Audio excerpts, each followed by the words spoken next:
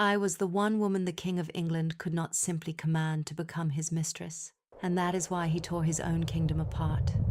Around 17 letters Henry VIII wrote to me still survive today. The king confessed that he could not sleep, that he could find no peace, and he begged me for just one thing: to stop refusing him. It is hard to believe that only a few years later, this same man would be searching for witnesses willing to swear that I had betrayed him with 5 different men, including my own brother. And then he would sign my death warrant. Almost no one would stop to ask whether any of it was true. My name was Anne Boleyn.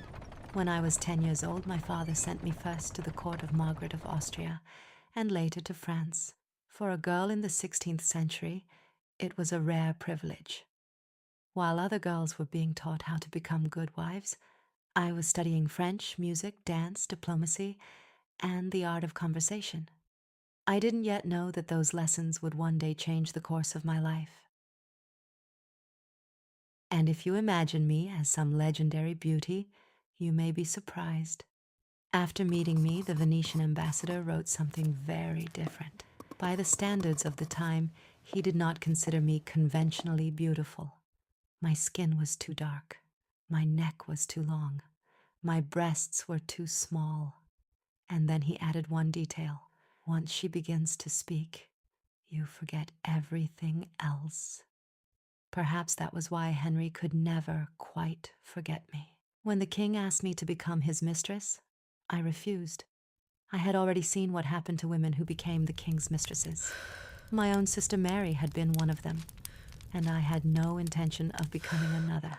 That was when something happened that no one expected. Instead of giving up on me, Henry decided to change the rules of the game. For the sake of marrying me, he broke with the Pope and permanently changed the course of English history. I thought I had won. I had no idea that the victory I had fought so hard to achieve would eventually become the reason I was condemned. When I became pregnant with my first child, the court was so certain I would give birth to a boy that they had already chosen his name, Edward. But I gave birth to a daughter. The name Edward had to be erased and replaced with Elizabeth. No one could have imagined then that she would one day be remembered as one of the greatest monarchs in English history. Then came the miscarriages. Once Henry had written me letter after letter.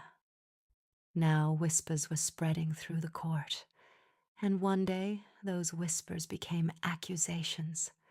I was accused of adultery, of plotting against the king, and even of having an affair with my own brother. Today, most historians believe those accusations were fabricated. Some of them fall apart under the simplest check of the dates. Some of the men I was accused of sleeping with were not even in the same place as me when the supposed affairs were meant to have happened. But once the outcome of a trial has already been decided, evidence no longer matters. After my arrest, the stories grew even more grotesque. People claimed I had a 6th finger, that I had bewitched the king, that I was a witch. Thousands of people were waiting to watch me die, but at the last moment my execution was postponed. Not out of mercy. The executioner had not yet arrived from France, and so fate gave me one more night, the last night of my life. At dawn, I was led to the scaffold.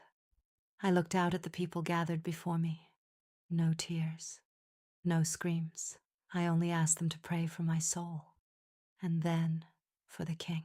I pray God save the king. The executioner stood behind me. I didn't know that he had already raised his sword. Then he called out, "Bring me my sword." One more moment of life, and in the next, it was over.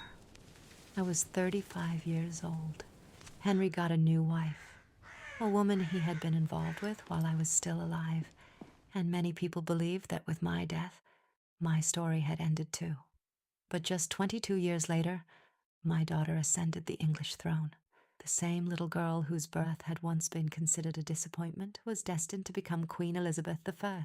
Her reign would later be remembered as England's golden age. They wanted me to be remembered as the woman who lost her head, but in the end, the world remembered me as the woman who changed history. Subscribe for more stories told in the first person, And let me know in the comment what style of historical figures do you prefer for our future videos.